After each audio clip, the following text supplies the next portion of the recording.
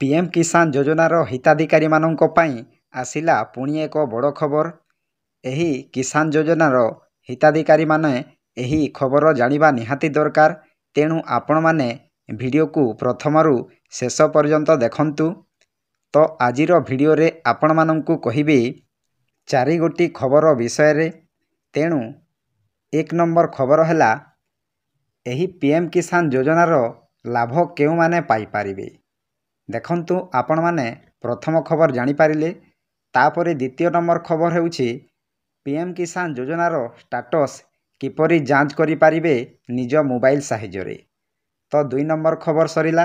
तापरे 3 नंबर खबर ए पर्यंत किस्ती समस्ते अपेक्षा करिसंती 20तम किस्ती को।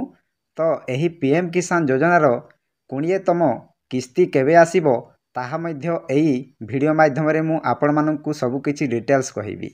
तापरे 4 नंबर खबर हैला एही पीएम किसान योजना रे अनेक हिताधिकारी को किस्ती टंका अटकी जाइछि। तापरे जेउ माने नुआ आवेदन करिसंती सेमानंको टंका कोन कले आसी पारिबो बा जेउ मानंको किस्ती टंका अटकी जाइछि कोन कले आसी पारिबो ताहा मध्य एही वीडियो माध्यम रे सब किछि डिटेल्स आजि मु आलोचना करिबी। तो एही गोटिए वीडियो रे आपण माने पीएम किसान योजनार सबु किछि डिटेल्स आपण माने पाई पारिबे। तेणु वीडियोटी टिकिए लंबा होई पारे किंतु एही पीएम किसान योजनार हिताधिकारी माननको पई बहुत हेल्पफुल हेबो। तेणु वीडियो को गोटिए लाइक करंतु एवं मो चैनल को प्रथमे आसीथिले गोटिए सब्सक्राइब करी ऑल नोटिफिकेशन उपरे क्लिक करंतु फलरे एहीपरि हेल्पफुल नुआ नुआ वीडियो आपण माननक ठारे प्रथमे पहुंचीबो। तो देखंतु समस्त हिताधिकारी पीएम किसान योजनार 20तम किस्ती को अपेक्षा करिसंती। तेणु पीएम किसान योजनार 20तम किस्ती खूब शीघ्र चाषी बैंक अकाउंट को सीधा डीबीटी माध्यम रे आसीबो। तो एही योजना अधीन रे आपण माने जानिथिबे प्रत्येक योग्य चाषी माननकु 2000 टंका लेखाएं राशि प्रदान करा जाउछि। तो एक वर्ष को 3टी किस्ती आकार रे 2000 टंका लेखाएं चाषी को अकाउंट को सीधा सड़क डीबीटी माध्यम रे सरकार पठाई देउछंती। तेणु जेउ माने जानि नाहंती जानि रखंतु। एही योजनार लक्ष्य हेउछि चाषी मानकर क्षुद्र कृषि आवश्यकता जेपरि कि बिहन सार जलसेचन इत्यादि पूरण करिबा एवं सेमानंको आय को स्थिरता प्रदान करिबा। तो आपण माने जानिथिबे। तो आसंतु सही 4टी खबर कोन रहिछि एही वीडियो माध्यम रे मु सब किछि डिटेल्स आपण माननकु आलोचना करिबी। प्रथम खबर हैला एही पीएम किसान योजनार लाभ केउ माने पाई पारिबे। तो देखंतु आज्ञा एही योजनार लाभ केवल सही चाषी को पई उपलब्ध जहांको नाम रे चाष जमी पंजीकृत किंतु किछि श्रेणी एथिरु बाद दिया जाइछि। देखंतु आज्ञा एही पीएम किसान योजनार लाभ केवल सही चाषी को पई उपलब्ध जहांको नाम रे चाष जमी पंजीकृत होई सारिछि किंतु किछि श्रेणी एथिरु बाद दिया जाइछि। तो देखंतु संस्थागत जमी मालिक जदि जमी कोनोसी ट्रस्ट किंबा अनुष्ठान नाम रे थाए तेबे कोनोसी योग्यता नाही। तापरे देखंतु सरकारी कर्मचारी राज्य एवं केंद्र सरकारी कर्मचारी श्रेणी 4 एवं मल्टीटास्किंग स्टाफ व्यतीत एही योजना पई अयोग्य अटंती। तापरे आसिला वृत्तिगत पंजीकृत डाक्टर इंजीनियर चार्टाज अकाउंटेंट एवं वकील माननकु एही योजनार परिसररु बाद दिया जाइछि। देखंतु आज्ञा केउ माननकु बाद दिया जाइछि ना डाक्टर इंजीनियर चार्टाज अकाउंटेंट एवं वकील माननकु एही पीएम किसान योजनारु बाद दिया जाइछि। तापरे आयकर देउथबा चाषी जेउ माने पूर्व मूल्यांकन वर्ष रे आयकर देउछंती सेमाने एही योजनार लाभ उठाई पारिबे नाही। देखंतु आज्ञा जेउ माने इनकम टैक्स दउछंती बा आयकर देउछंती सेमानंकु एही योजनारु बाद दिया जाइछि। तो आपण माने प्रथम खबर जानि पारिले। तापरे आसिला द्वितीय खबर कोन रहिछि ना पीएम किसान योजनार स्टाटस आपण माने किपरि चेक करि पारिबे। तो देखंतु सर्वप्रथमे आपण माने पीएम किसान ऑफिशियल वेबसाइट को जातु। तापरे आपण माने होम पेज रे फार्मर कॉर्नर विभाग रे क्लिक करंतु।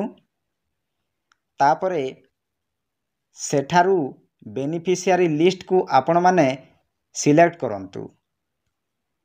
तापरे बेनिफिशियरी लिस्ट को सिलेक्ट कला परे एबे फॉर्म रे आपणकर राज्य, जिला, ब्लॉक एवं ग्राम विवरणी पूरण करंतु।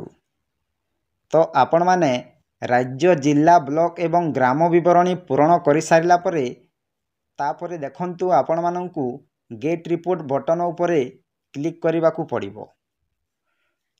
तापरे परे आपणक स्क्रीन रे आपणकर गाँ रो समस्त हिताधिकारी चाषी को तालिका देखाजिबो।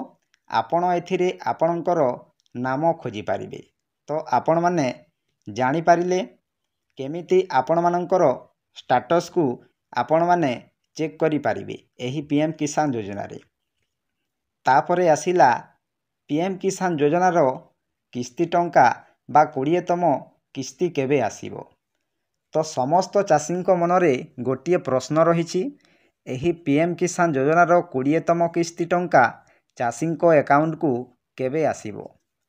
तो देखंतु आज्ञा 19तम किस्ती गत 24 फेब्रुआरी 2025 रे प्रकाशित होइथिला बा चाषी बैंक अकाउंट को सीधा सड़क डीबीटी माध्यम रे पठाइथिले राज्य सरकार।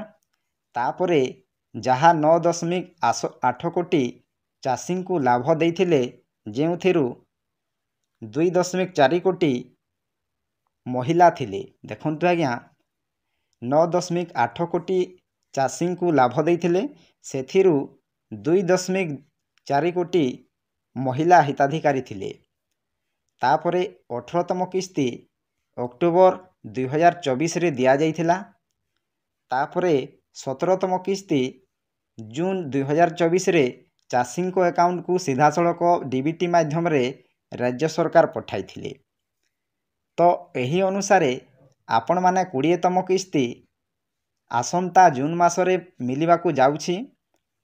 तो तारीखटी ए पर्यंत सरकारी घोषणा करि नाहंती।